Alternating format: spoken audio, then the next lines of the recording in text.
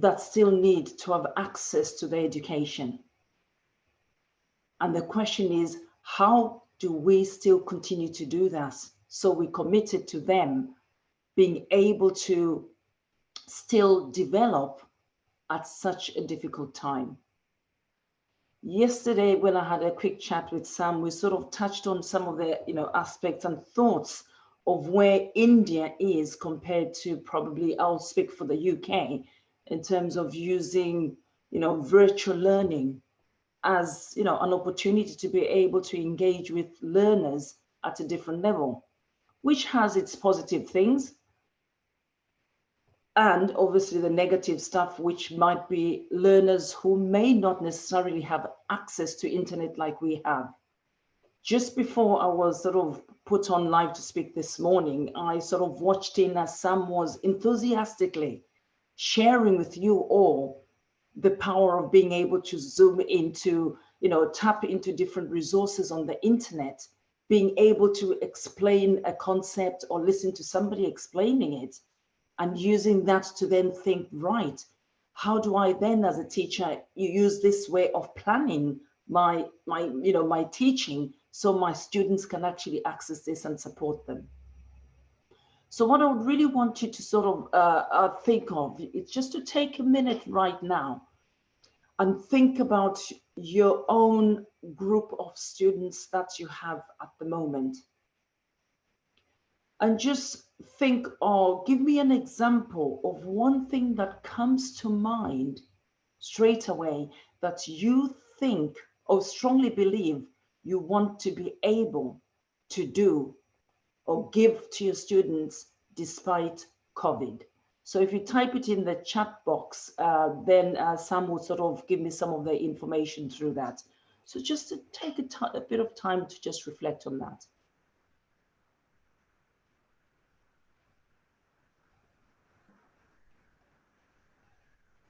Sure. So we're waiting for some people to put it on the chat. So you want them to just reflect on the students. Yeah. So just reflect on you. You are the one who is a teacher, and you thinking, what is it I really want my students to be able to continue doing or achieving during COVID time? So really, it's about you as a teacher and thinking about, is COVID going to stop me from doing what I am passionate about doing? Or actually, what is it I want to continue to happen during COVID? Okay, so people can start typing now. What is that you want to continue during COVID, and what is that you expect from the students of your students wherever you are teaching? Quickly, 1 or 2 words on the chat. Let's see what people are typing. Okay. So as of now, I see keeping up their interest in learning. Keeping up their interest in learning. So Esther Rani ma'am has typed, then Safina has typed keep learning. Okay, keep learning, keeping up the learning. Okay, so there's a theme coming up there. Yeah, so I guess they're typing from the mobile, so it takes a little time. Not a problem. So while they're typing, I'll just go into the theme that's coming up of keep learning. So it's very clear that we do want them to keep learning. The question or the challenge right now is how we keep them learning. Okay, and to keep the students learning, there are 2 aspects to that we really need to be aware of.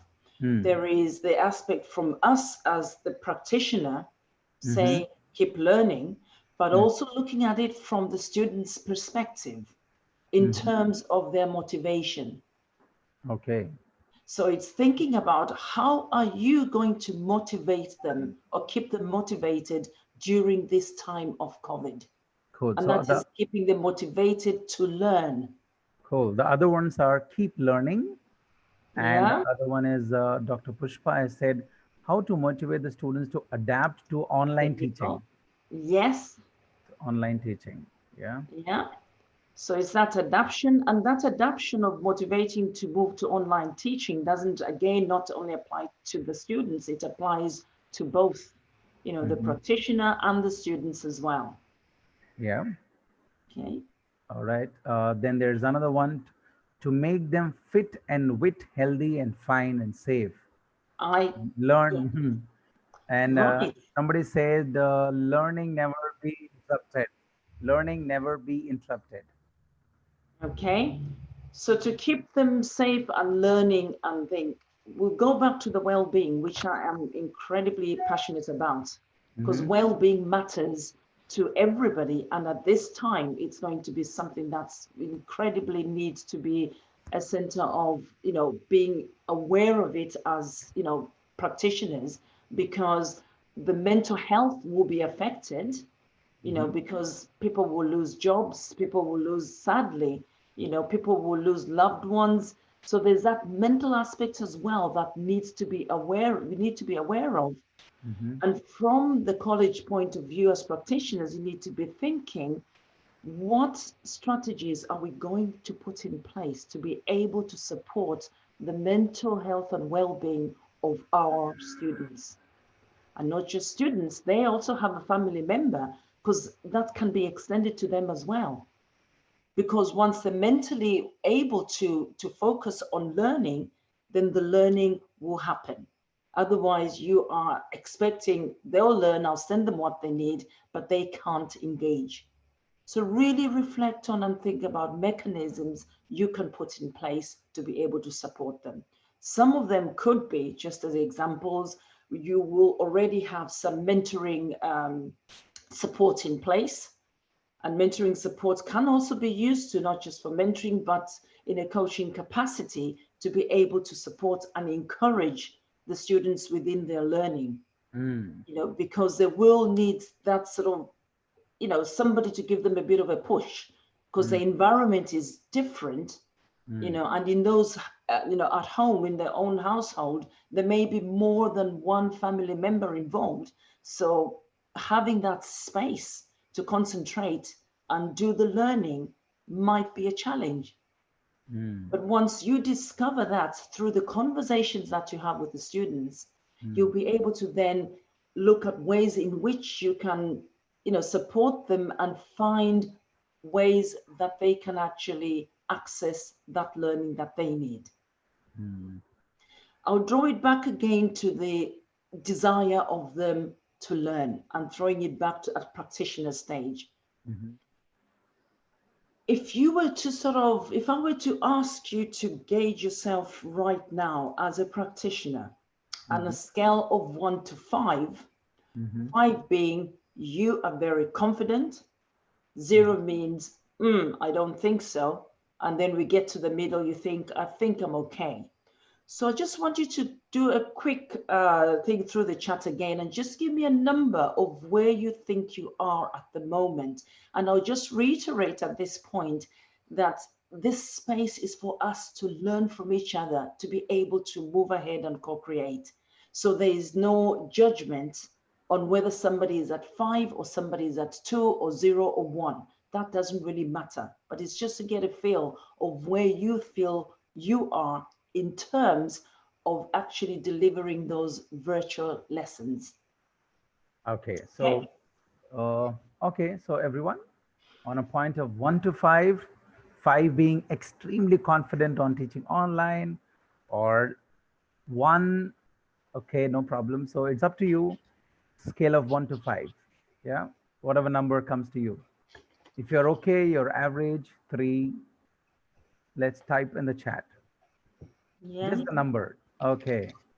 So can you see there, Esther? I'm sorry, Grace. Yeah, I'll just go Four, back into the chat box. 3. Okay, as of now, there's Yeah. 4, there's 3, there's 3. All right. Yeah, I can see Oh, that. There's 3 is 3. coming more. Yeah. Yeah. Okay, a lot of 3. Hmm. Okay. Right. Okay. Good. It's good to get a sort of, an idea of what it looks like at the moment. And 3 seems to be, where most of, the biggest percentage Mm. of the practitioners are at. And really, naturally, you're all aiming to get yourselves at some point to get to that number, to 5, where you confidently can run those virtual classes. Mm. So sitting at where you are in 3, we've got the 5 where we want to get to. And this again will be different depending on each individual. So I want you to think of where you are on a 3, okay? And just type in something about what it is, what is it you need to either learn or do to get you to at least a 4. Yeah, so you're identifying your gaps in your ability to do the virtual learning. So all the people of type 3, what is that they need to do to go to 4? 3 to 4, and then everybody who's typed 4 will be thinking about to get to 5, because you're still trying to, you know, challenge yourself. So can we have some words?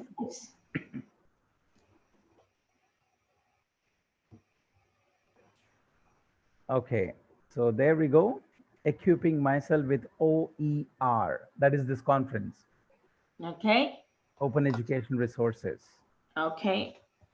Okay, so they want to equip themselves with the Open Education Resources tools. That's what Professor Esther Rani is typing. Okay, thank you.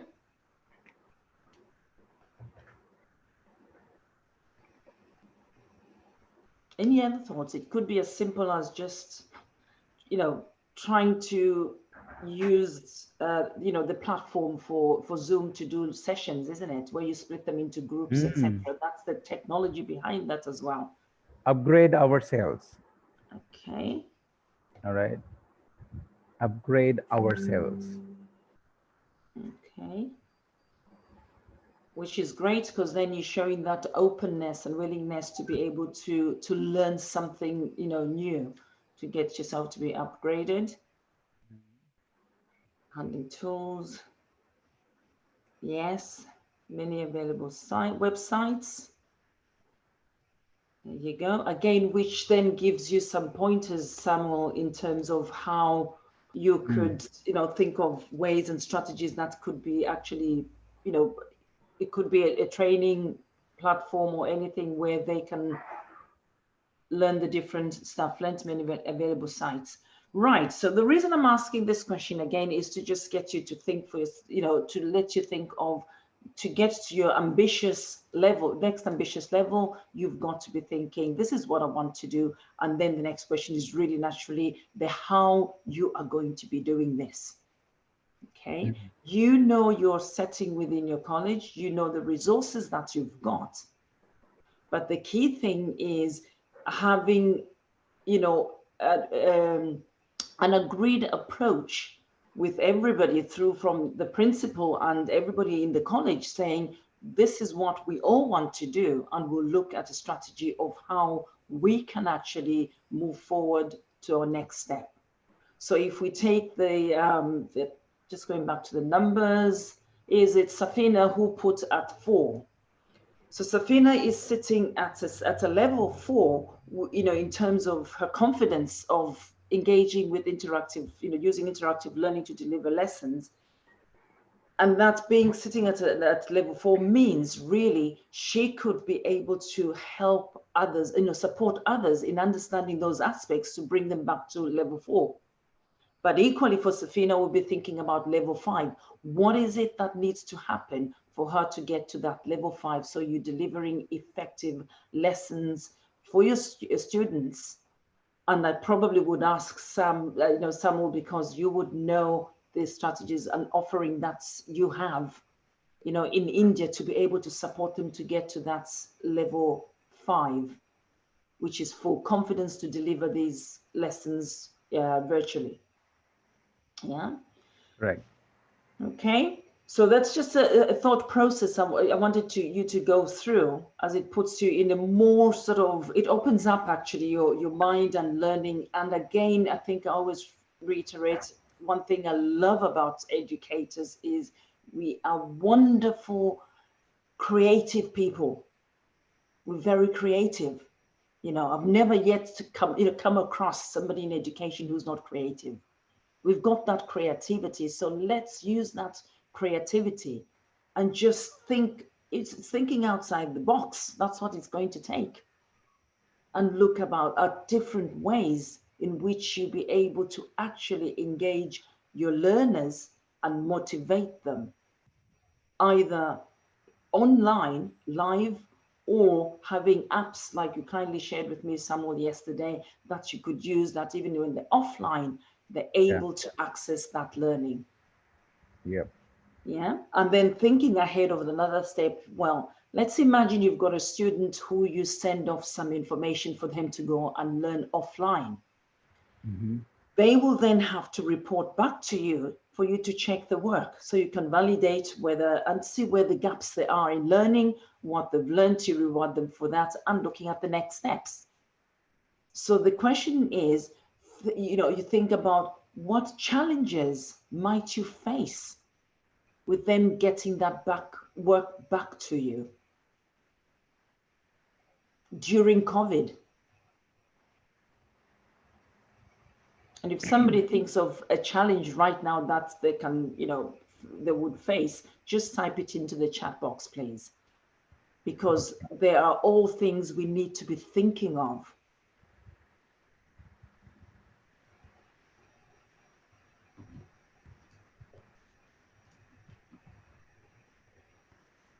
So people can start typing on the chat. There's Dr. A. Nafi Sultana. She says, Dr. Samuel Johnson's digital technology about to learn. Okay, Karani ma'am has typed students' accessibility to technologies. Yes. So student access is more important. Yeah. Yes, indeed. Okay. Then there's other ma'am, Esther Shantini ma'am, who says distractions and lack of interest in the students. Okay. So while other people are, typing in stuff there, let's just go to those students' accessibility to technologies. Right. So what's happening, Grace? What's happening in the UK? Do you also have the same issue, or is it only in countries like us? Are there students even there who are little remote, and there is a challenge of access of technology? Yes. I live in a little village, and in the little village that I live in, there's a school actually down the road. However, we've got access to internet. Okay, so the access to internet may not probably be the biggest obstacle that we face. Yesterday, I was speaking to a teacher, actually, because I'm doing a verification for a school next week, virtually, actually. We're doing it virtually. Normally, I'd go in and do the, sort of inspection and see what they've done. And this time, we'll be doing it virtually. And what she has done was she had to think of her students in the school, where some didn't necessarily have maybe a laptop at home. Oh. So can you see? So she had to go out and drop off and deliver with either an iPad or a laptop to lend them to the students while they're out of school, so they can have access to their education. So now I think that is great if you're able to do that and you've got extra, resources within your college. Because think of it right now, those resources which are available in your college will be sitting there, not being utilized. Yeah. So it takes trust as well, because you're going to go into a written contract where you have it in writing with this agreement with the students and the family with the student to say that they've got a responsibility to look after that, laptop during lockdown. So you really need to think carefully about how that is done, because that's where you're not denying anybody access to their education. So that's one way of doing it. But we don't really have that sort of challenge with internet access. It's mainly if the parents don't have a computer, you go and drop off something. And if in some cases there are parents who might not be interested in supporting or not good at supporting, not have the capabilities of supporting the learning at home. So that becomes an extra challenge. And it's thinking, how do we then support the student? Somebody in the chat box mentioned the mentoring, the distractions and lack of interest in the students.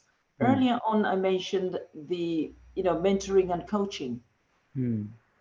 If you build in strategies for that and have a team of some, people who actually just offer that advice to the students and check on them, that will really help to keep them motivated.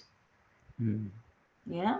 So it's just thinking of how you're going to be doing that. And you will already, in the UK, we already have somebody in schools who would have naturally that role of actually checking on the students and motivating them, the pastoral role. Yeah. So use that as well, because although your staff are not in school, in the college and they're locked away during lockdown, they too have got a responsibility. So make it,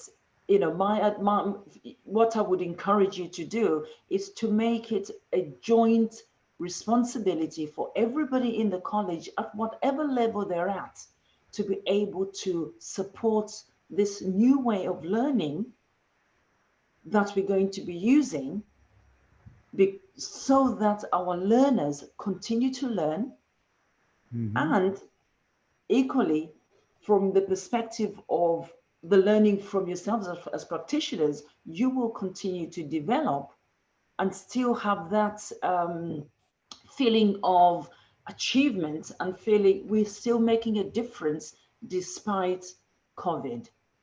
And I think, Samuel, you used a lovely, wonderful phrase about no academy. What was it? COVID? If you just rephrase. Okay, I'll repeat it again. No pandemic can stop any academic. No pandemic can stop any academy. Do you agree? Do we all agree with that? Okay. Because if you've got something that is driving you and you say no pandemic will stop any academic, then that is your driving force. Yeah. Yeah. To tell you, do you know what? Despite COVID, we are going ahead to remain the best that we possibly can be within this chaotic, environment, and support those students. Because once that support is there for them and for their well-being, it will be incredibly helpful. I'll just share an example of how you could, support them in terms of well-being. When I do the support, leadership teams in schools to implement the well-being strategy, one of the things they do is I will look at what they're doing for the students, what they're doing for the staff, what they're doing for the parents, and also the governors, because it's well-being looked at all the stakeholders. So I remember going into one of my schools to go and do a final verification.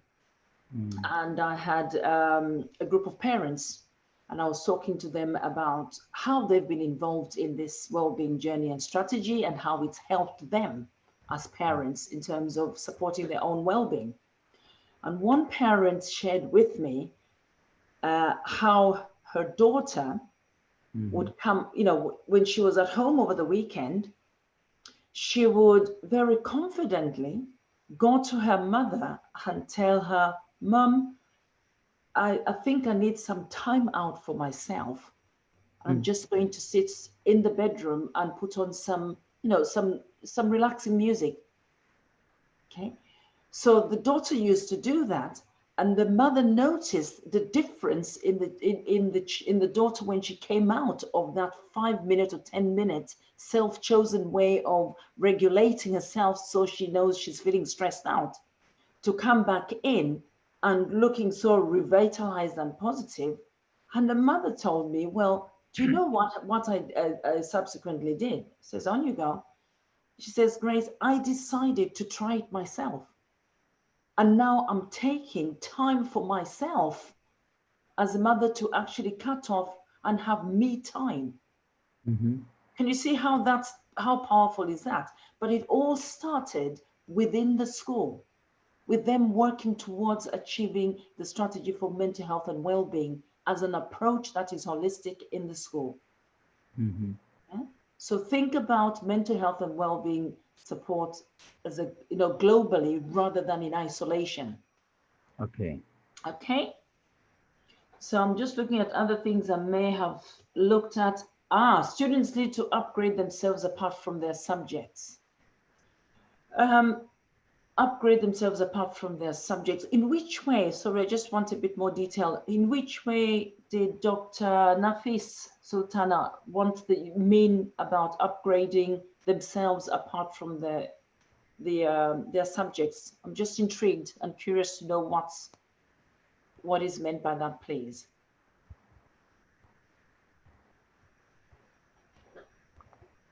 All right. All technologies, super.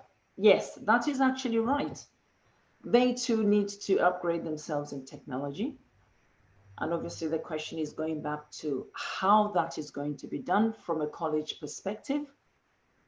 You know, how are you going to organize that? You can do it virtually. Just like Samuel was demonstrating the stuff there, you can do it virtually. You can do it for the ones who don't have access to the internet, where you've got something they can do it, you know, without being online. So that aspect has to be integrated and looking at, you know, how you can do that. And so you've also typed in, thank you, the moral values. And I believe it's the moral values around the use of technology, I'm imagining. Okay, so my question is, and I'm just asking this openly just to explore and find out what you already do in the college. What have you got, you know, what have you got in place at the moment in terms of safeguarding your students from, you know, internet breach or somebody, you know, safeguarding for you know, policies for internet? What have you got in place right now? You mean to say policies? Yes, are the policies in place? Do you do any, are the lessons in place where children, it's just raising their awareness of internet technologies and how to keep themselves safe online? So I'm just exploring that. Then at least I know where you are. Cool. So the question is to all the teachers, are we having any systems or any courses in place to tell the safety measures when you do online, safety measures, Yes. online piracy, online privacy, online security of data, online security of children's, materials or so. Can you type yes, no, no, yes? Do you have it? Yeah. If you have it, what you're doing so that Grace can see it.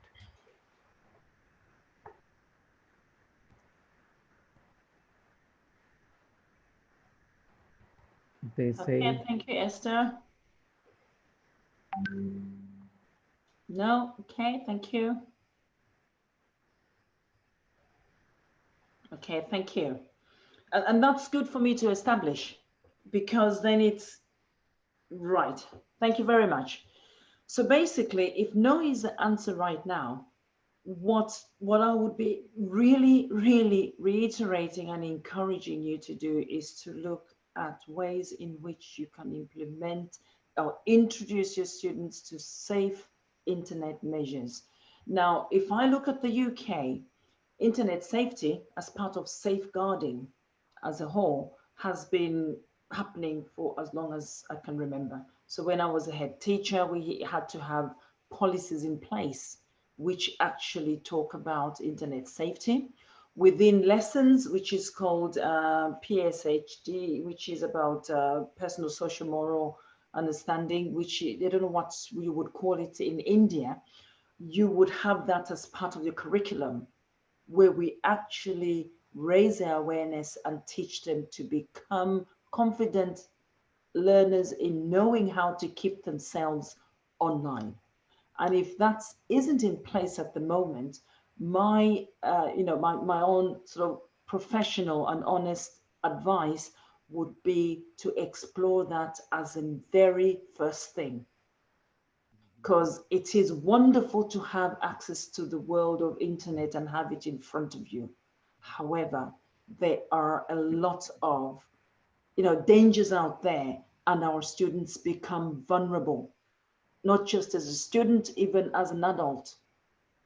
So that raised awareness, knowledge and understanding of how to behave on the internet is crucial. Yeah.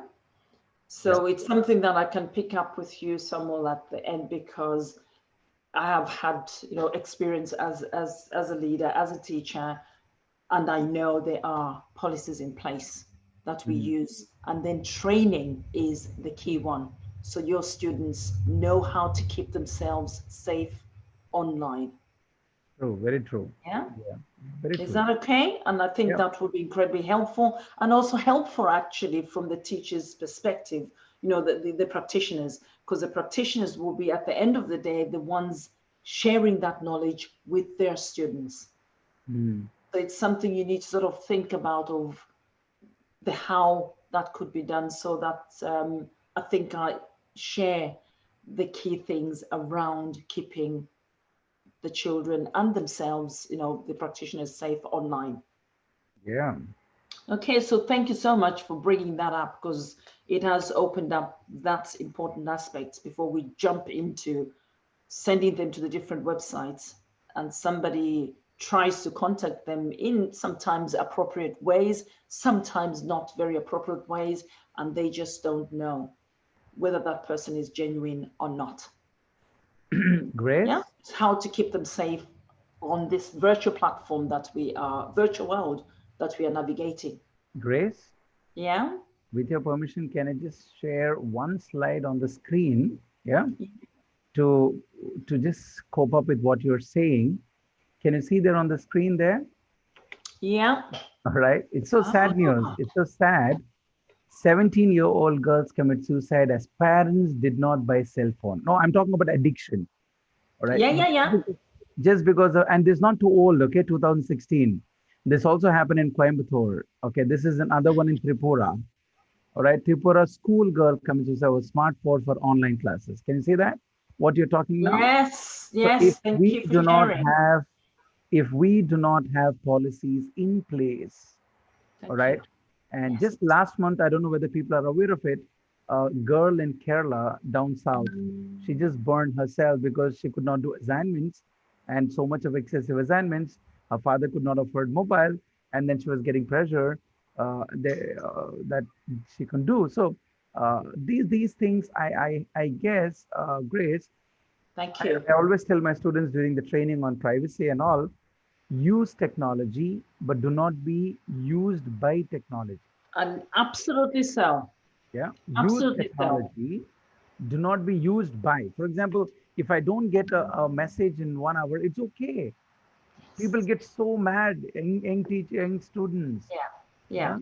Yeah. Absolutely. And thank you so much for sharing that information, because it is reality, and really, we don't want to, as practitioners, to go in and let our students or any family have to experience that.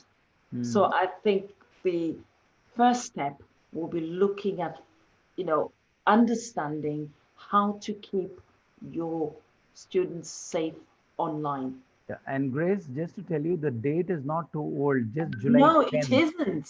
July 10th. Can you see the date there? Yeah, July 10, Everybody, 2020. Now, today is this July is 10th. yesterday. I'm This is talking about, yeah. Can you just think? okay. So we should be really careful because children are born as a God's gift. Yeah. So Yeah, thank you for the thank point. thank Thank you for you. that. That is important. So with this in mind, really what has just been shared, I would really reiterate to the college, we're going to have to take a step back and put those ground, it's like building a house. We're going to put those, ground bricks in place. Yes, the Yes. foundations before we start thinking of rolling it out to the students. And yes, we'll be panicking and thinking, oh my goodness, they're missing out on the curriculum and they've got this to do and the next thing to do. I totally understand that. However, the most important thing right now is how we are going to ensure that we keep them safe online. Yeah. Very valid question. Yeah. Because we have got a responsibility. We are responsible for our students' well-being and welfare. And to throw them online without having clear policies in place is incredibly dangerous. And that's article you just shared, Samuel, is evidence. Yeah. Okay. So thoughts right now. You know, I have had the opportunity to share quite a lot of aspects, which has brought us to this, you know, sort of, you know, final one area that we need to really work on. As you're sitting right now, with everything that I have shared, can you share with me maybe one or two key things that have probably inspired you, probably challenged your thinking, and probably in a way made you think something completely different? And if you just type that in the chat box, I'd really, you know, appreciate it. Could you repeat again, Grace? So basically, it's sort of reflection. What I would like the all the practitioners to do with everything that I've shared to date, I want you to sort of type in the chat box anything, you know, what have you gleaned or learned from this?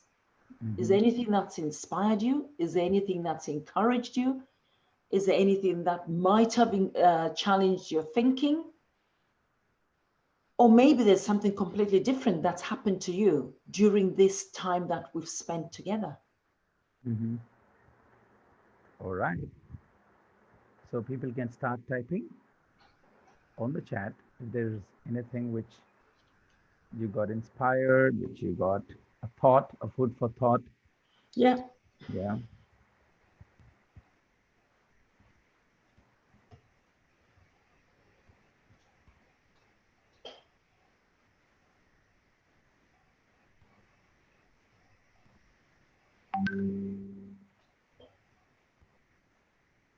Okay.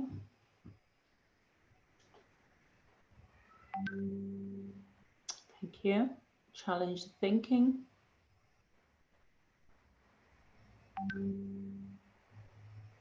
Okay, mental health well-being. Somebody's been, thank you, Esther, inspired.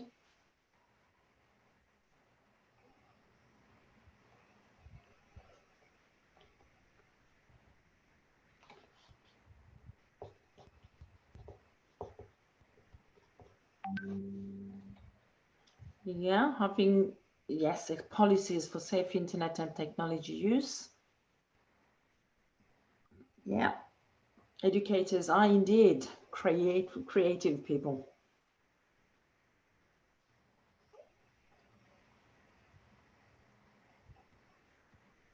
Okay, so while people are thinking and typing up how they, you know, what has, you know, moved them, inspired them, or safe policies among young generations, updating knowledge, is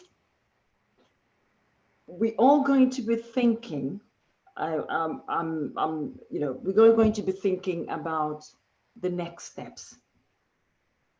Okay, again, you know, individually, because it's just, as I said when we started, this is about also about learning and co-creating together, and that openness and honesty is required to be able to do that. So there's never a right or wrong answer, because that's where this is where we are. We find ourselves and we want to learn and co-create.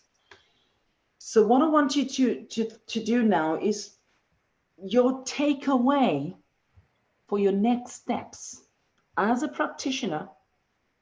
It might be as a principal, it might be as the person responsible for technology, it might be anything within your role. What do you believe is your next most important step to take? What will you be putting into action?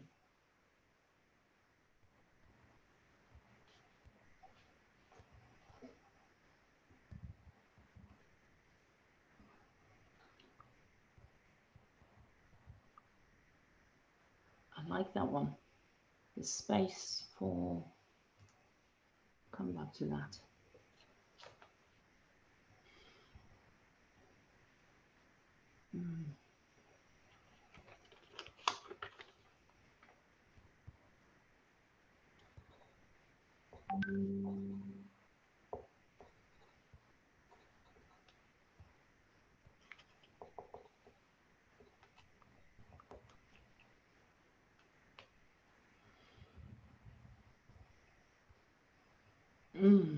Yeah, okay.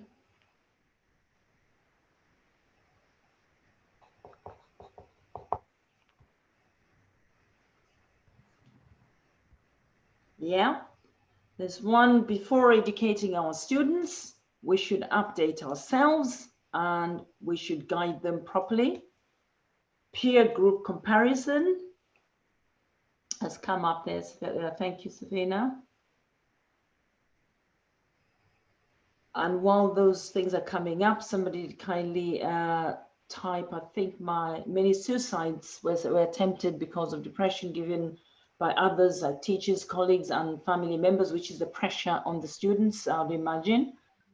Updating knowledge and the policies, peer group comparison. Right. So some profound key things coming there. And I think going back to upgrading yourselves and technology and digital work for students and understanding how you can guide them properly is crucial and is key. Their well-being is crucial and is key. To just touch on the well-being aspects, to show on that, I am in the process of recording, what do you call it now? A podcast series, which is about, where I share strategies on how to build resilience and embrace well-being. That is in the process of being developed. And my vision and idea with that was for me to share from, I used my backstory, my personal backstory from my childhood, where I share, aspects of my childhood on challenges I've faced and how I've built my resilience, to then draw from that to create this podcast where I want to be able to, talk about this epidemic, which has been hit by everybody globally, but how we actually can bounce back from that and thrive, and strategies to be able to use. Again, focusing on the well-being of you as a person, organization, or a group of people, or families as well would be included in that. So I will keep you posted on that as soon as it's ready to go up on my website, because that will be put in as a link to be able to do that. We seriously, from what I've picked up from your interactive, responses, is that the key message I'm getting is you need to go back and look at gaining, or not just producing, learning about keeping safe online. Is that correct? If you just tell me a yes, if I am picking out the right signal, is that the key priority?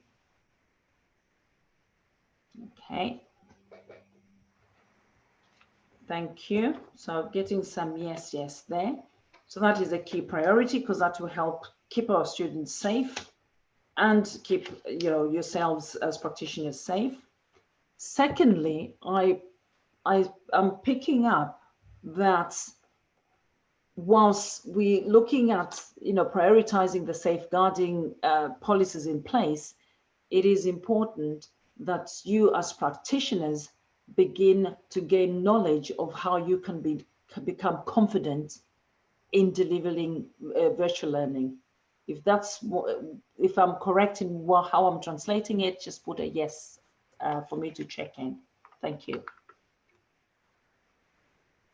So that is the yes from your perspective as practitioners, that you still want to start developing your skills.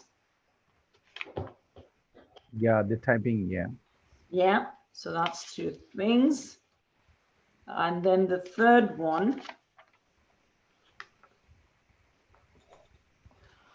I'm picking up as well from the majority that the topic around,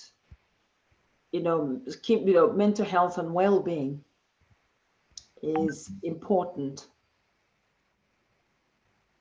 And again, if that is, I'm translating and picking up this up correctly, please just confirm in the chat box.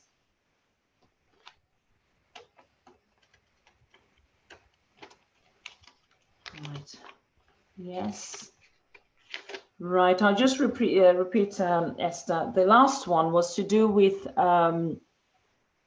whether, what I'm picking up is the importance of actually exploring and or learning about the mental health and well-being aspect of, on that topic itself, not just for the students, but also for yourselves as other, for us practitioners.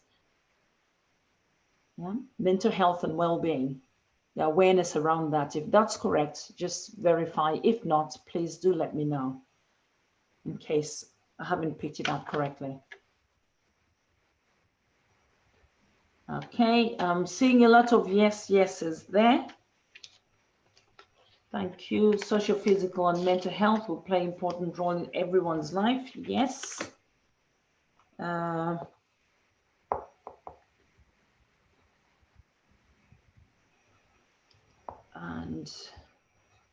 I'll put it under the umbrella of well-being.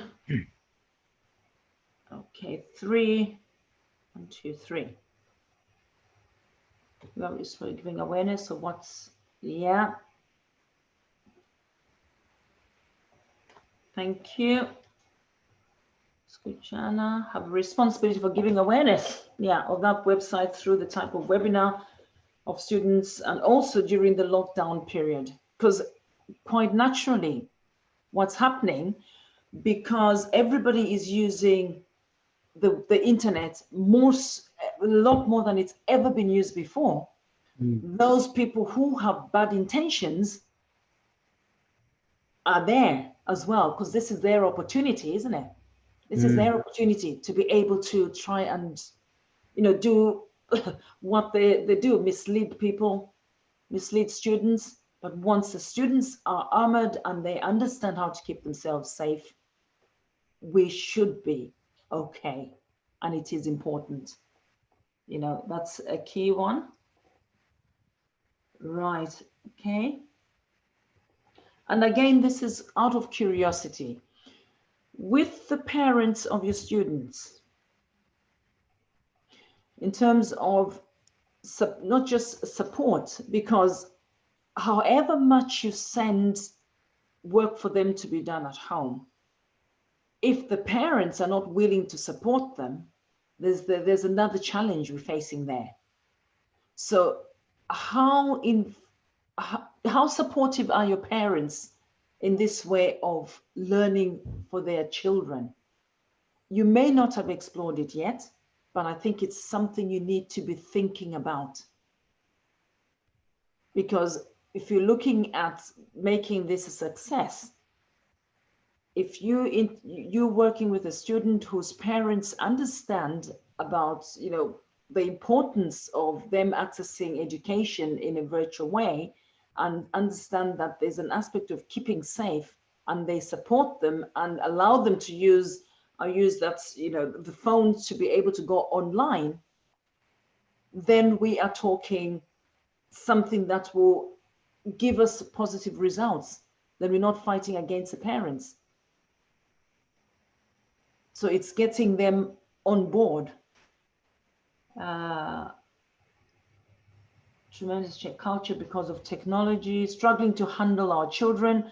Yes, more social responsibility than others. That trend has happened in Europe for many, over many years now. And you're right, we've had parents initially who were struggling to handle their children because they get obsessed with these gadgets. I being one of them, because I'm a parent, so I can speak for my 2 boys, where I was really, really, negative and very strict about it. But as you realize and you teach them to be confident and safe, now I know they know exactly how to keep themselves safe. I've got one of my my granddaughters in Denmark, And Natalia is only, she just turned 8 years old. Last summer when they came to England, she had her own iPad. Okay, and I'm thinking, wow, this is incredible. 8-year-old and you've got an iPad. Okay, I was quite impressed at how she managed the time with that iPad, which she used for taking photos in the garden to show me the flowers in the garden. So that's learning. She had a lot of educational programs on it. And she was clear with my son's sort of timings of knowing when it was time to go on to the iPad and when it's time to cut off from that iPad. Again, it's education. It's trusting them, knowing you've given them the confidence to know what is out there and how they can keep themselves safe. So I understand the fear from a parent's point of view and us from practitioner point of view. But if we're going to have to fulfill what you all said, the learning from your students to move forward and continue to learn, we will have to be confident in allowing them to have those gadgets to use them. Otherwise, we won't be able to achieve the learning that we so much want to continue. Yeah. Mom gives some apps to save our children from addiction and those harmful games, stress situations, how we engage them into education to become a confident one. Yeah, and yes, there are apps as well. There are a lot of helpful apps and there are a lot of helpful settings on computers. I'm sure you've come across where you can stop them from going on certain websites as well. Because once you type in a word on a Google search, just one blip of a mistake, something can come up. But if you protect it and you've already, filtered the ones that can't come up, they will be absolutely fine. Okay. Is there any more you would like me to touch on, Samuel, that I may have not touched on? Are there any questions, burning questions from the audience? Oh, yeah. So good. On? So Grace, maybe I can answer the questions. For example, what are the apps for safety? What are the harmful things? Tomorrow, day after, I promise all of you, we have a separate session on, online dignity and online privacy and online safety. Ah, right. Okay. So I will touch base on that because that's very important. And thank you, Dr. Pushpa, for the question. Yes. Because there are small things which a parent can do. You just need to go in and set off the settings so that the app will look outside, but it doesn't work. There are a lot of things. But children are more smart. They will also find out that also. Okay. So see, for every problem, there is a probable solution. All right. I humbly tell you, it is in the upbringing of the child. It is on the upbringing. Upbringing means not just delivering. In India, we say deliver. After deliver, then who will grow the child? All right. So delivery is not important. Upbringing. All right. Because I know, even though I have phone and whatever it is, I know enough. For example, in my home, very, very clear in my home, when parents and family are together, dinner time, food time, lunch time, nobody, neither my father, neither my mother, neither us, can touch this. It is upbringing. It is very clear. Food, dining time is for the family time. Prayer time is for that. No, you can't touch it. That is a time. And my father clearly has given me time. There's something called me time. And all of us put everything dabba wala and we go and do our work. I think he froze. Is it still there? Ah. Am I still live?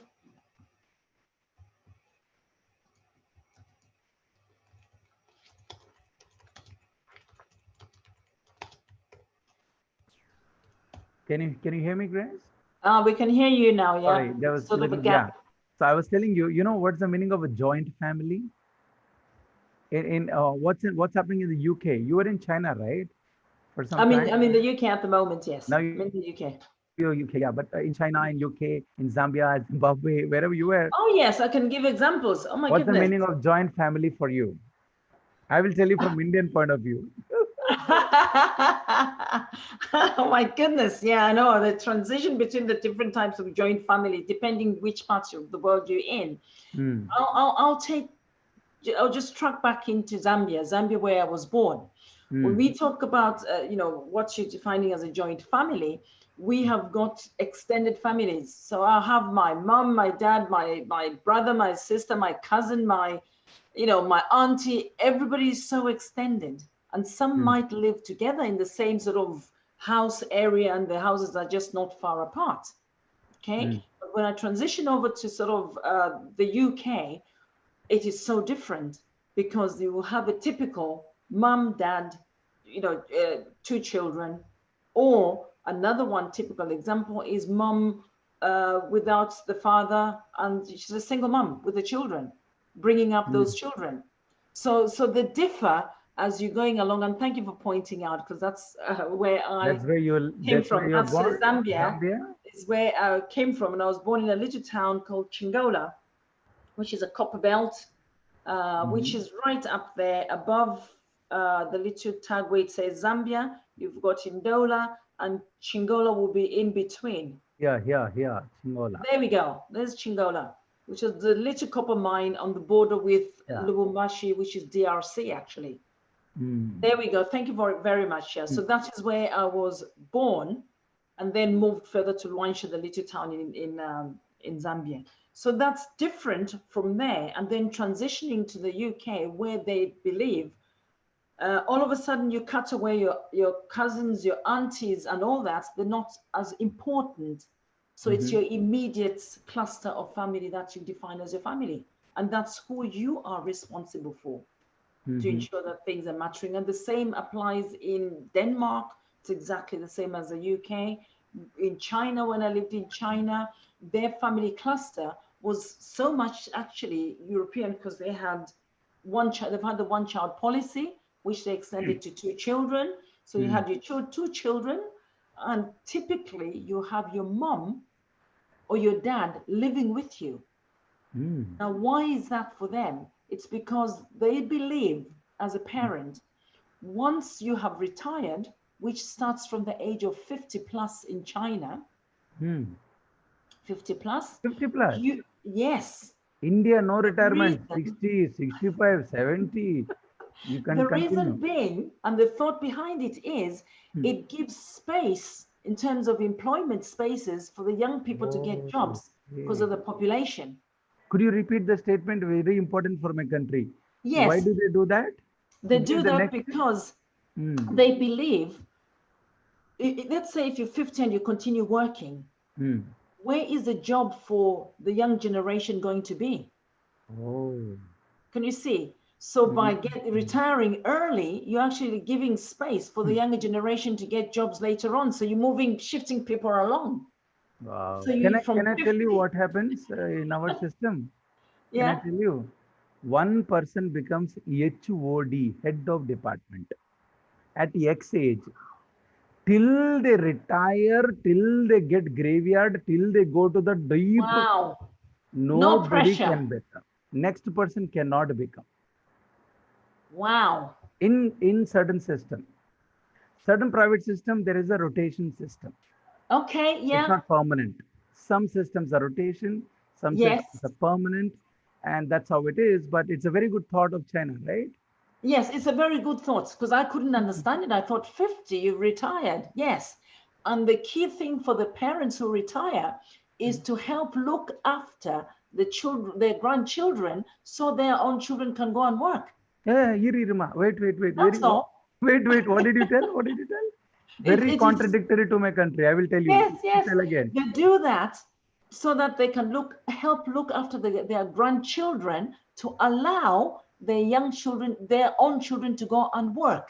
Okay, now let's pause. Let's pause. That is China, That's Denmark, China. UK. You பாரு எங்க ஊரு. You see my country, huh? Now I will tell you my system. Giving birth to the child is father mother job. Yes. Raising the child, father mother.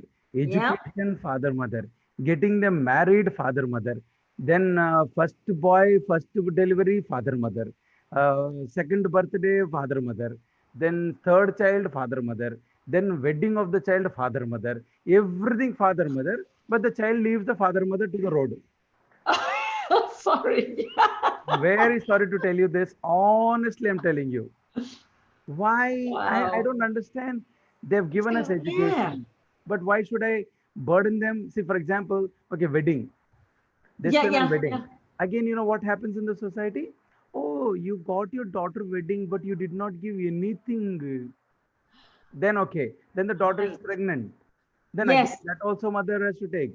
Then the child is born. That also mother. Then after the child is born, Wow. birthday, they'll say first birthday again parent, and that fellow will Wow, study that's and he'll be jobless. Then again parent. Oh Jesus, we right. need to understand. We have to make our children be very strong, and it's very clear. It's biblical. It's very clear. Yeah. Anybody who do not take care of their elders, they're gone. Yeah. So it's a wonderful thing. Wow, that's Good to know different. your culture and our culture. Yeah. Yeah. Uh, Yeah. because In Zambia, the parents, the hmm. children will take care of the parents when they From what start. age? From what age in Zambia? So basically, as soon as you start, you're able to afford to work, Hmm. your responsibility as a child is now to ensure that your parents are well looked after because they looked after you when you were young. Hmm. That's what we do in Zambia. In Denmark, at the age of 17, 18, children in Denmark actually are so independent that they move out and they're living on their own, looking after Hmm. themselves. Uh, could you do us a favor? Can you please send a small chromosome from Zambia to India? Zambia and Denmark We and will mix them we will together. mix it in the next generation, so they start taking care of the.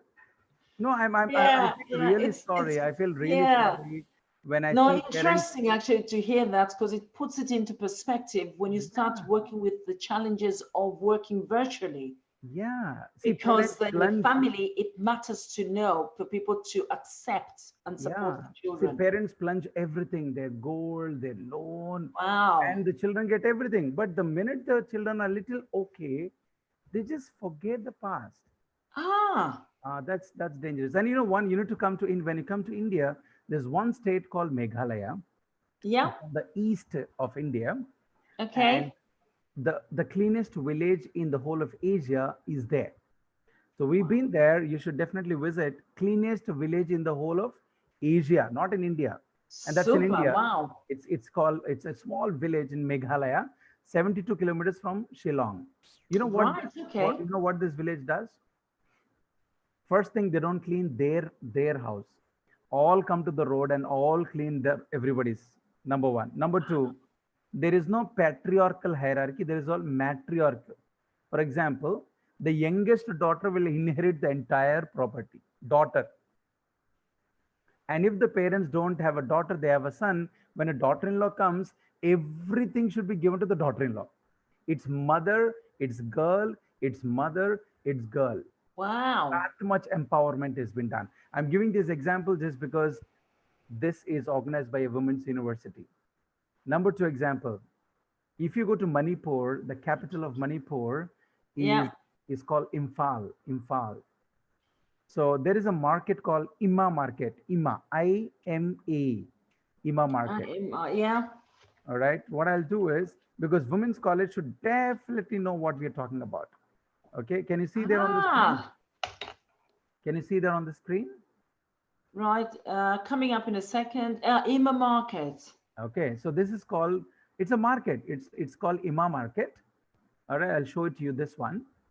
Okay, this is the world's biggest market, run by women, maintained by women, sold by women, and it's not just Kira Chira village. No, no, no. It's a huge big market, from clothes to How vegetables to impressive. things. Yeah. Can you see the world's largest woman market? Can you see? Yeah. Yes, And yes. many women do not know this. We don't take pride in knowing this, that in India we got the Wow. world's. Yeah, and see, men can go there, we can buy, but entire business, Is entire run by the purchase. women. Oh yeah, oh yeah. Okay, How so incredible. Yeah, so that's a beauty of this nation.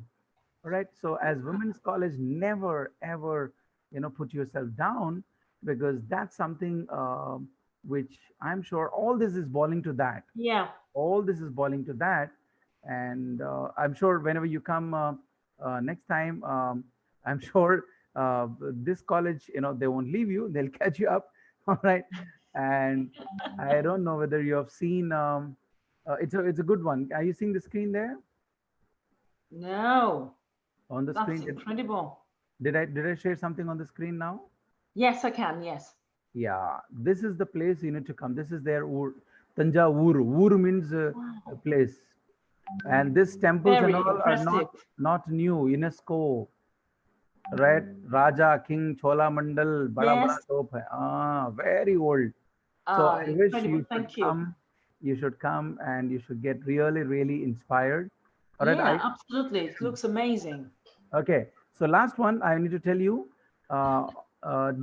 you need to go, all the teachers, especially women college teachers, please go to this website called jyotireddy.com. All right, Yeah. jyotireddy.com. All right, she is a CEO in the US. She is Yeah. a Okay. CEO. She is running a very big company in the US, IT company, employing thousands of people in the US. Okay, she is, Yeah. yeah, okay. So Yeah. If what? you send me the link in the email, it should be great. Thank you Right, very much. I'll put it. Okay, so can Thank you you. see there, everybody, which will definitely be of some inspiration, because they're from a women's college. Can you see there Yes. Yes. what is there on the screen? Yeah, I can. Yeah.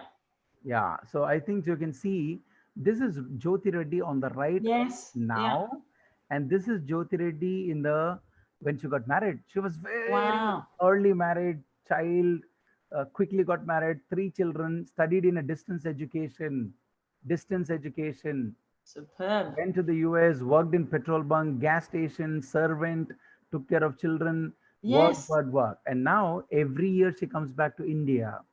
She comes back to the same village. She comes back to the same village. Let's see. And you see how she's Fantastic. empowering girls there. Yes. Yes. Absolutely, Full, sir. full free education, agriculture. So I don't know from Dawn, from Born Secretaries, I don't know how many girls are going to be like this. I'm sure there are so many Jyoti Reddys in your college Yes. who are Yes. coming from small Definitely. villages, and you are molding them. You will make them a blessing to the world. Right, Wow. if Thank you. you Yeah. can take this commitment, never think these village girls are small, they're poor, they don't know English, their I know parents are exactly where not you're rich. coming from. No, Yes. no, no, no, that Yeah. is our mindset. That's a mindset. Yeah, so I hope what we told is a meaningful one. Grace, over to you. Yeah. So unless anybody's got any questions, Okay, can I do I one thing, Grace? Can I just let one or two people, yeah, they sure. can unmute themselves and talk. I've given the option now. It's a time you can talk to Dr. Grace, then say a few words, and then tell it across. Yes. Anybody? You want to have questions? You can unmute. Grace, you also can unmute and be ready. Yeah. You have all the option. All of you have the option to unmute and ask questions. Anyone, quick, before we close? The coordinators, you can unmute yourself. Esther ma'am, Kalavani ma'am, sister principal, are you able to unmute yourself? Yes or no?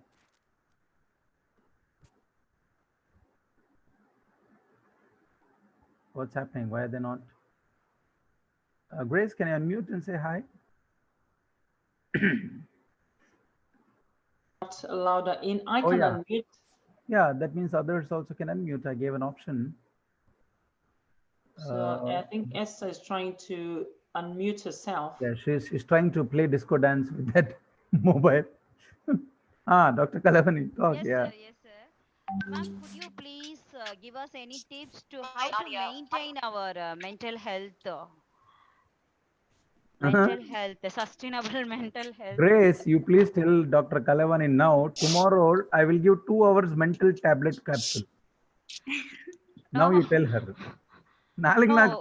நான் Indian ஸ்டைல்ல சொல்றேன். இப்போ grace அம்மா, you please give your amazing grace to her. You're on mute. Grace, you're on mute. Yeah. Maintaining your mental health. Mm. The key thing, one of the sort of key things about mental health is, first of all, you acknowledging yourself, prioritizing yourself, and finding the time for you. And finding this time for you in families, and I'll use your context since Samuel kindly shared that, is to look at a time, maybe first thing in the morning, where everybody's, everything is everybody's quiet, but again in agreement, so people know, it's people respecting you want your time to take time out. Because if you take time out in the morning for yourself, just to do what you enjoy doing. I'll give an example. It could be a walk, just walking for 5 minutes or 10 minutes in somewhere where there is space and there's fresh air. I enjoy going to the gym. We haven't had gyms for a few months. So my first thing, my time is for me to just do some exercise and relax. So what I'm doing there is I am feeding myself with positivity, doing something that is going to, make my brain feel great, because the adrenaline is there and we've got the serotonin levels are high. So I'm enjoying that. So I take time for me. So that is for you and your well-being. Well-being is also not just about the mental, physical, it's also about your own health. How aware are you or conscious about how you want to feel? People want to feel different about their own self, and confidence. And if you wake up in the morning and you're feeling, oh, I actually don't feel, I'm already feeling tired before I get started. What that is telling you is you need to stop and look after yourself. There are apps as well, believe it or not, on phones, which you can use to help you actually, sometimes it's music, just listening to music. You set yourself some music that you listen to in the morning, and this is for you to switch off from everybody and just take time to reignite and think about yourself and your well-being and how you're going to move forward. And that does help as well. So you don't even need to leave the house to do it. It can be a piece of music that you put on, headphones on, and you just sit and you listen to that. But you really plan it in as something you do every day, and not something you just do, oh, I forgot to do it today. That's fine. Sometimes you can. But if you plan it in as important for you every day, it becomes part of building your own well-being. So really the first thing is prioritize you. Yes. You've Yes, got a lot of pressures from family because you are, in some cases, the head of the house or somebody responsible for everybody, but it is you that matters. yes, ma'am. Recognize when you're tired. I used to, when I was a head teacher, I was very demanding on myself because I've got high expectations, and I used to just keep going, keep working without stopping until I was really tired, sleep, get up, do the same thing. Now with the work that I do, I've got a better work-life balance. And that's where practitioners, this is for everybody in education. We've got a job that we take home. You've got planning to do at home, and your life can just continue to evolve. You're always planning and getting ready for the next lesson. And you need to then now think about, I have to find time for me. I have to find time for my family, because that's your family are part of your well-being, but you start with yourself. Yes. So you're not constantly working and burning yourself out because you just want to keep succeeding with whatever you want to deliver. Time out to relax and enjoy being you. And the other aspects to it, what you eat, the time that you eat, the time that you go to bed, and your sleeping pattern as well matters. Yeah, so it's an area that there are a lot of aspects to it with well-being that people ought to be or must be aware of. So try today Yes, at some point and just thank take you. time out for Thank you, yourself. ma'am. Yeah, you're welcome. Thank you, ma'am. Thank you. Thank you. Participants, do you have any doubts to? Hello? Ma'am, Yes, ma'am. I think Dr. Claviani is still talking. ma'am, Hello. thank you, ma'am. Okay, is it Esther first? Yeah. Ma'am, I just want to ask you a question. Being a woman, you could answer this, I think. As women, we have to carry on multi roles, like profession and home duties. So how do we manage the time? So especially when the family is always wanting us, how do we manage the time? Do you have any tips for that? Okay. Time management? Okay, right. Time management. Yes, time management as a woman with a family. And I Yes. have been there before, so I understand exactly where you're coming from. Yes. I think one thing most us women are not good at is saying no. Yes. You're always saying yes, yes, yes, yes. So the first thing is to learn to say no, but saying that no by informing whoever it is that's putting demands on you in the family that I am saying no because I need time for me to regenerate and feel better. Because when you are feeling better, you will be better placed to help them. So you need to say, first of all, learn to say no, learn to be open and honest about these conversations with your family, because then, so they don't feel they're ignoring you. You've explained why you need that time. Yeah. So Yes. imagine, Esther, if you had already a scenario where you've shared with your family, I need such time, 10 minutes on my own when I come back from work because I've had a long day. It's been demanding and I just need time for me to rewind and calm down. And the time that I need is just to be left alone in a room, whether you'll be listening to calming music, whether you'll be doing yoga, if you enjoy to do yoga, that's entirely up to you. But the important thing is you've shared with your family, they understand why, and then you start enjoying that your time, which is planned for you to take time out. Does that answer your question, Esther? Thank you, ma'am. Yeah, and don't be scared to ask for that time, because even every member of your family needs that me time. Yes. And in some cases, you could actually introduce it as a quiet time for everybody. Yes. I used to do this when I was a teacher, by the way. When it was nearly home time for the children to go home, when I taught the lower children, because I've taught right across the age groups, I would put on relaxing music, classical music, and I would get them all to lie down on the carpet. And this was early years, so I could do the same. And some of the children will actually fall asleep. And what I would do, I would tap them. When the parents came, I would know which parent, and I'll just tap that child and sneak them out to go out and be with the parents. And they eventually learned that it was okay to switch off and have that quiet time. Yeah. Yes, ma'am. Okay, then. Thank you, ma'am. Thank you for your advice. You're very welcome. You're very welcome. Thank you. Dear participants, if anybody wants to ask any question to Dr. Grace, ma'am. Ma'am. Yes, ma'am. Yes, ma'am. Please.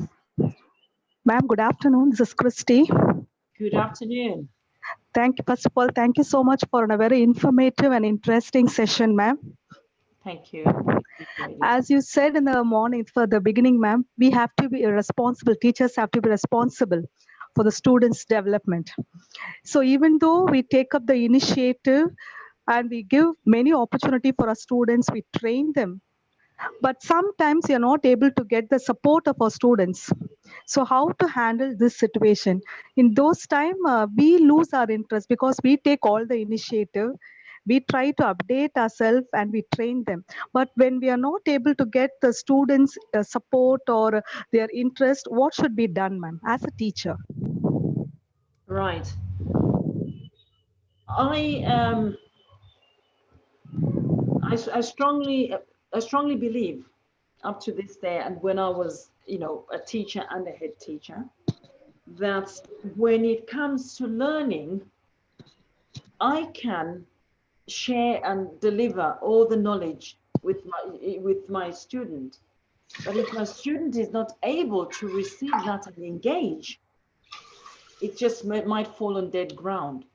It is a two-way communication system. So what I would be doing first is exploring and being clear that the student is receptive to learning. Are they ready to learn?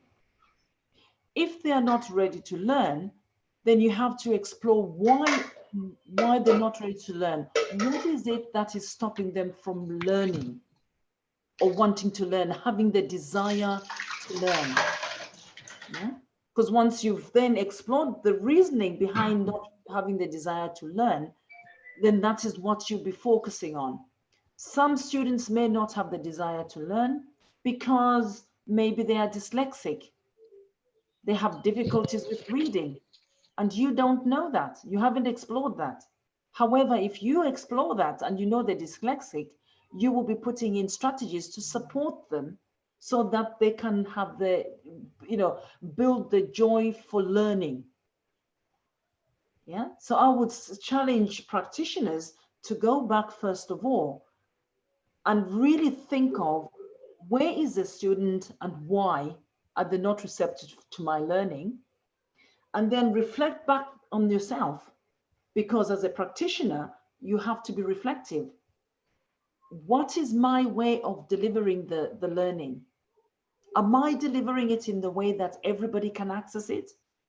Is there anything that I need to change in the way that I'm delivering the learning for my children, for my students to be able to access the learning? And I did that all the time as a practitioner, because I used to, I don't know if you've heard about Howard Gardner, an American who looked at and explored the different ways of learning, the different styles of learning, where some people are audio learners, kinesthetic learners, and some learn, the kinesthetic learners, it's hands-on by doing. Some are audio learners, they've got to listen to it. Some have got both. So I identified each student in my classroom identified what their learning style was. That was my first thing. It was important for me to know the learning style of the child, because then when I was doing my planning, I would then differentiate my the work that I was going to deliver to be able to target the different learning styles. So within that, when I was delivering a lesson, my lesson would include aspects of kinesthetic, where they would do things hands-on. There'll be aspects of audio. There'll be maybe a piece of music or a story which has been relayed to them. That's audio learning. I would ensure that there's a visual. So maybe I would use a PowerPoint where I could integrate the different ways in which we learn. And this takes into account the 5 senses, but Howard Gardner built on into 2 extra ones that he felt were important. So you can see how then, for me, when I watched my children access or students access the learning, I was able to then gain feedback. And remember, they knew of their learning style as well, because I had worked on that. So they were aware of that learning style. So when I was getting feedback of what have you learned today, they were able to talk about whether that learning was something that inspired them, because they were able to use the heightened sense of kinesthetic, audio, or visual. And they shared that as well with what we call teaching assistants, who would then feedback on which mode of teaching or learning, they had access within that. So I always had the word VAK within my planning, which is visual, audio, kinesthetic, as a reminder for myself. Okay, so I think it's two aspects. Look at it from yourself as a practitioner, and look at it from the students as well. See what it is that's preventing them from learning. Is it motivation? Is it something else that you don't know? Is it a learning difficulty? What is it? Because I believe everybody can learn. It depends how you deliver that learning. And the thesis that I did for my PhD was actually based at looking at different styles and ways in which I can engage students within my classroom. I hope Thank that you, answered ma'am. your question. Yes, ma'am. Thank you so much. You're welcome.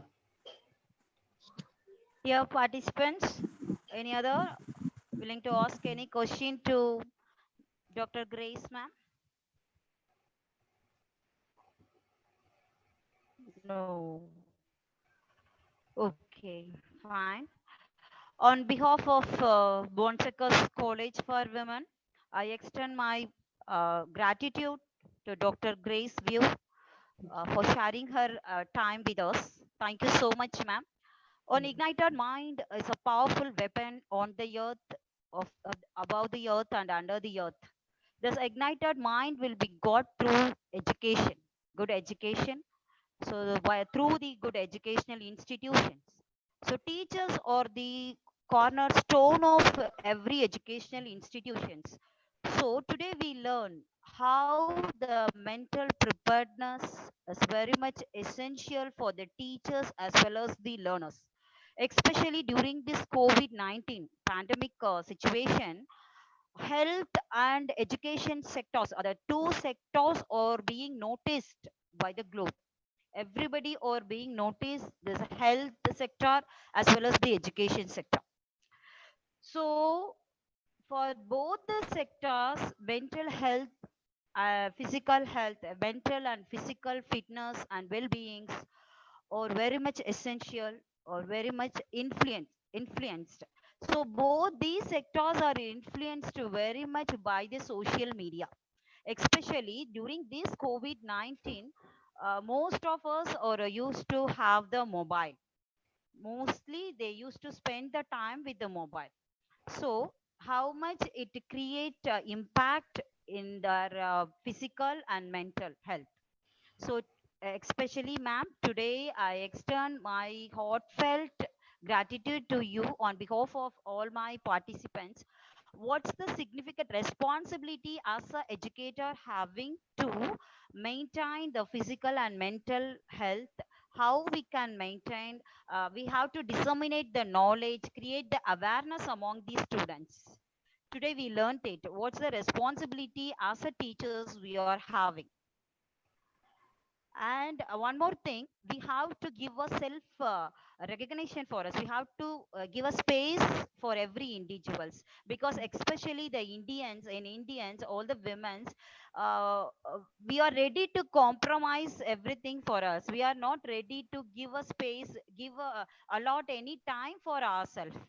We always willing to do something for our family or something to other society or something to others, but giving a self space, acknowledge ourselves, acknowledge my priority, and feeding positively, it will turn myself empowered woman.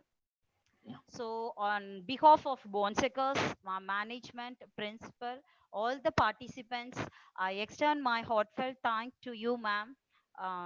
Thank you so much for your spending your valuable time with us, ma'am. And also, I extend my thanks to Professor Somuvel, sir.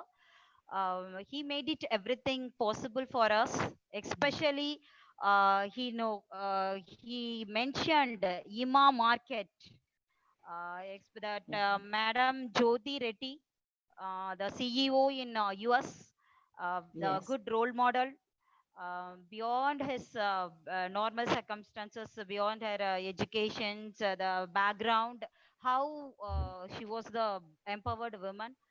He showed that lady as our model, role model.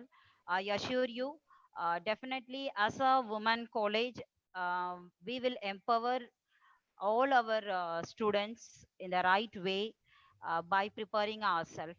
And also, I extend my thanks to our secretary, the most respected secretary, mother, principal, deans, vice principals, and all our faculty members for their and relentless support and their prayers. Thank you so much. Thank you, ma'am. Thank you Dear so much. participants. Thank you so much. And I am honored and, you know, to have this time with everybody. And as I said, it's learning and co-creating together. And I know there's a lot to take in, but look after yourselves. Start with yourselves, and then you'll be better placed to look after everybody else. Okay, and stay positive during COVID time. Thank you, ma'am. It's a time that will pass, Thank you, ma'am. and we Definitely. still need to exist within this time of COVID. Okay. Okay, ma'am. Thank you. Right, then take Thank you. care. You too, take care, ma'am. Thank you. Same to you. Thank you very much. Thank you. Glad to meet you today. Thank you. Glad to meet you as well. Great honor. Thank you. Thank you. Dear participants, be safe, be home. Meet you all tomorrow. Thank you. Thank you. you. Bye-bye. Dear Kalavani, Right. Yes, ma'am. Hello. the second page of the feedback is not working.